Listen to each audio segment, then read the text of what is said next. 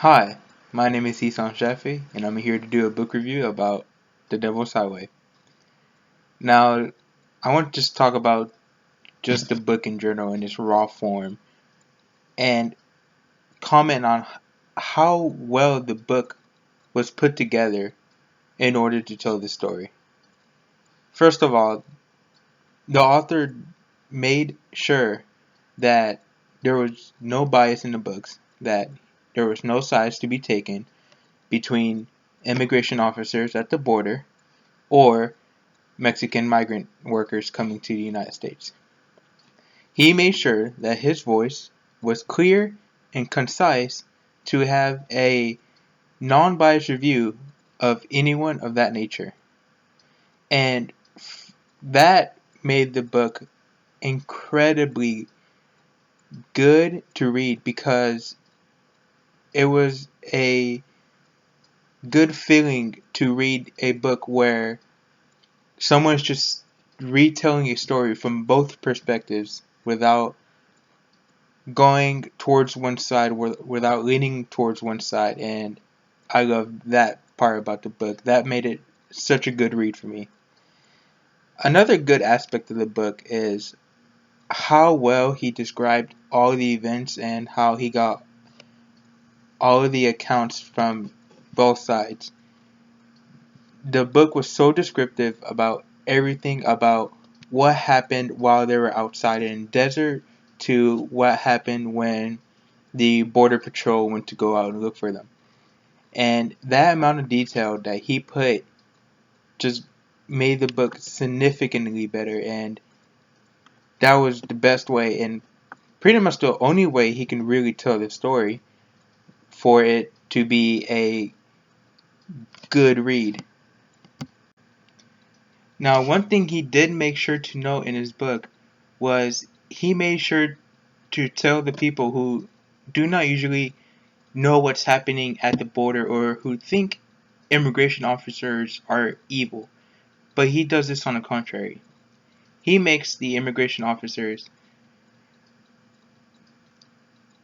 look like how they seem in the true form, where they are actually loving and caring people who are not just not Republican, but radicals just set out to defeat immigration to this country, but as human beings who do care and do try their hardest to save these people who are on the verge of death. And that was such a good side point to add to this story so people can see that border patrols are not evil men trying to just stop everything in its path to get into this country, but more as men who are trying to save people from going and dying out in the desert, and that these people actually have hearts. Because you can see that many people in the Latino community and many people who live near the border are always have that stigma that, oh, border patrol officers are evil men just set out against us, that they just want to send us all back to our individual countries. But that's not true.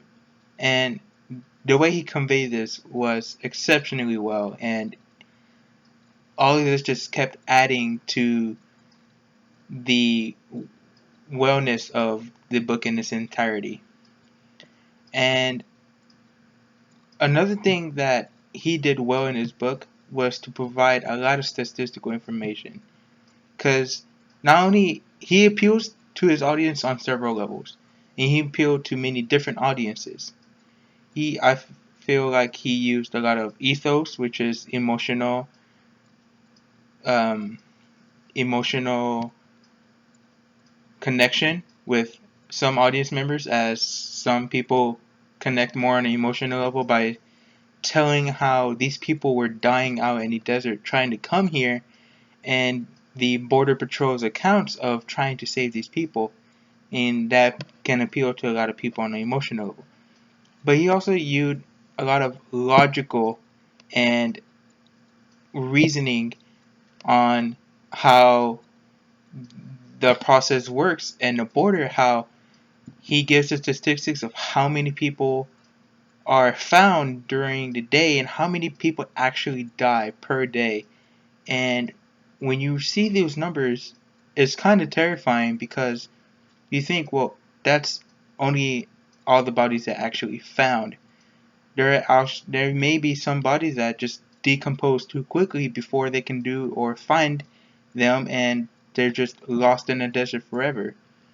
And another thing that's really sad when I read this part was when he was talking about how people were people who died, they had no one to identify them, and many times they'll get buried in an unmarked grave. And I feel that that's very sad because I was brought on a ideal that everyone should have a proper burial or at least a proper farewell. And for those people who their family members might not even know that they're dead, or no one ever knew who they were and their names are just erased from time. And I feel that was a very sad thing to read, but very well needed in this book to keep its integrity and keep everything together.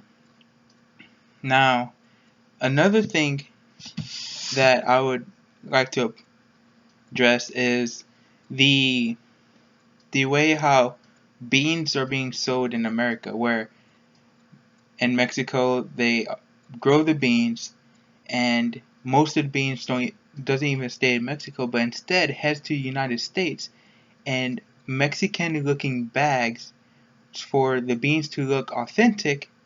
And I think he said it was around 60 to 80% of the beans that are grown in Mexico are actually coming to the United States. And that shows how heavily, one, it shows how heavily their bean economy relies on us purchasing the beans, but also shows that how how dependent Americans really are on goods being traded between Mexicans and Americans. And I feel like this book was very well placed as in what's happening today, because right now a lot of people are saying, well, Mexico is screwing us over, we're not getting a very good part of the deal, or they're just coming and taking our jobs for lower wages. But many people don't realize that if Americans were to do all the jobs that Mexicans would have done, first of all, our construction would not even happen, because I know many people who are illegal immigrants and work in the construction field, and they don't get paid as much. And if you try to bring in an American worker, well, first they're gonna want they're gonna want insurance for everything, and they're gonna want all these benefits, and it's just gonna drive the price to do a reconstruction through the roof. And same thing that goes to making fast food. A lot of illegal immigrants go to fast food places, and that's why our minimum wage is $7.50. But they're the since they're the reason that drives down minimum wage, that's how we get our burgers as cheap. Try to get an American to work years after years on $7.50. No one would actually do it. They're gonna want their minimum wage brought up to $10, $15, and what are the companies going to do? They're going to drive up the prices of their products since they have to pay their employees more. And so we're still going to be in that stage where your minimum wage is $15, but yet a burger may cost up to $20. And many people don't see that, and it's a side tangent to this book, but I feel like it's very it has to be brought up, because you read about these people who are literally risking their lives, their family, their statehood to come here to work for very little to nothing, but yet it's several times better than what they can be making over there. And people don't realize that them coming here is actually beneficial to us, and that they are doing the jobs no one else wants to do.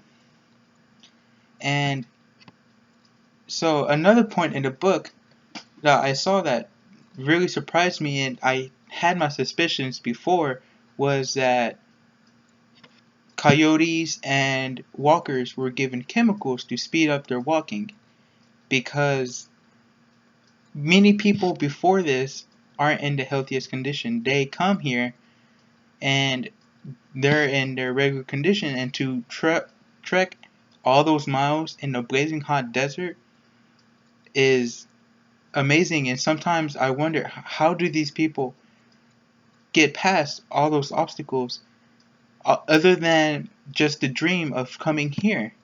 And so when I learned that chemicals were being used to give them more energy and give them more speed to walk, I kind of saw it coming. And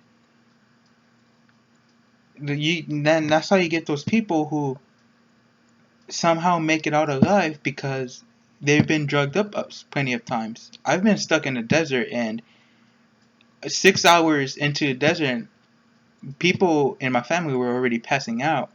And so for those people to be walking in the desert for days, it's pretty amazing. But the use of chemicals makes sense.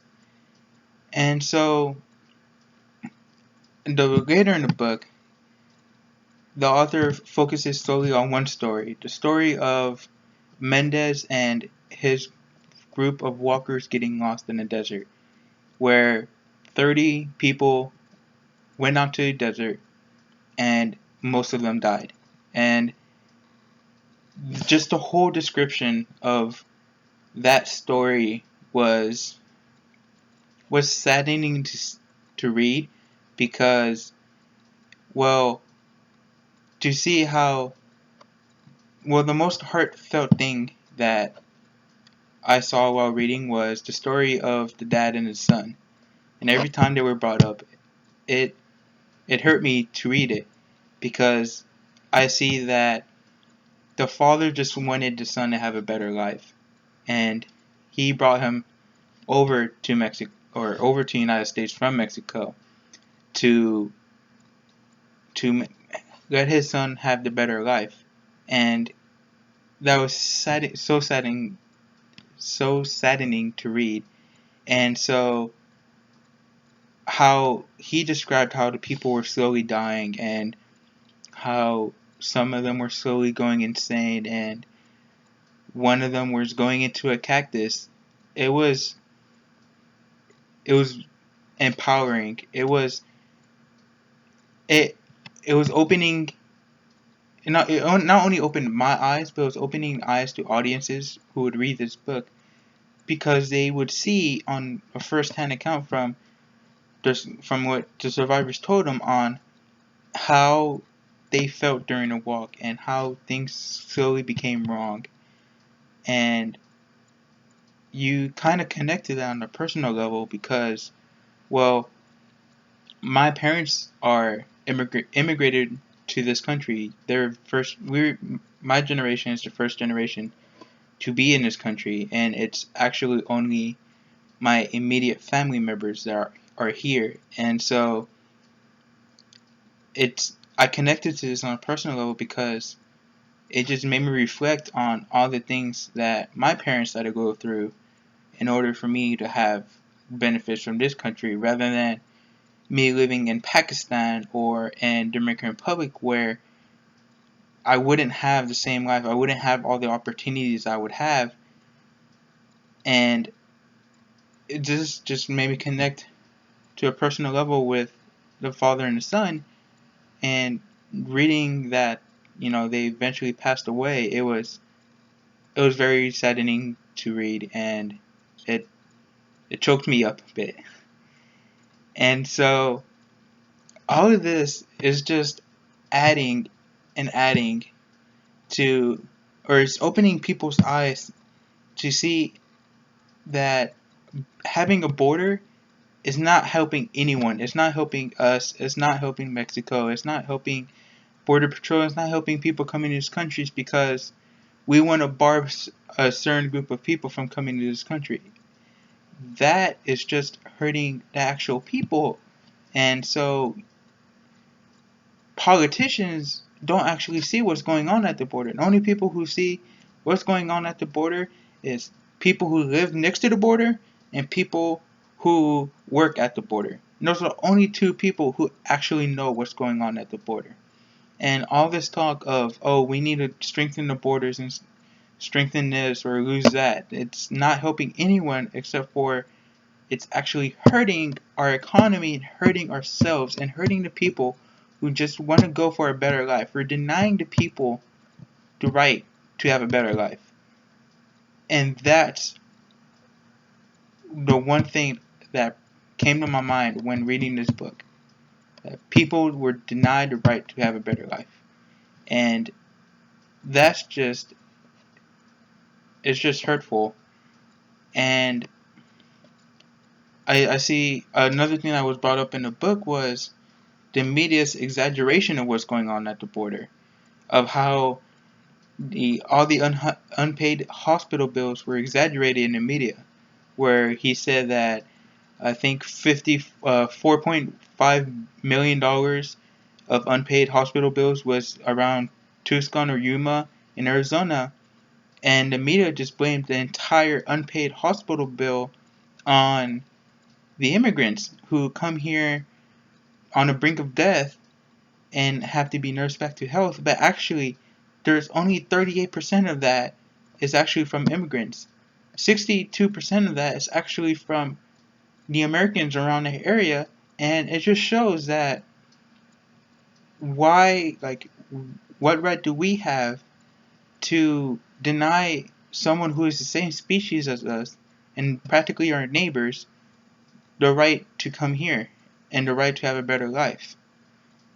And so this book opened my eyes a lot, and I had a lot of fun reading this book, but also thinking about how the Devil's Highway, how people use it as their road to freedom, but yet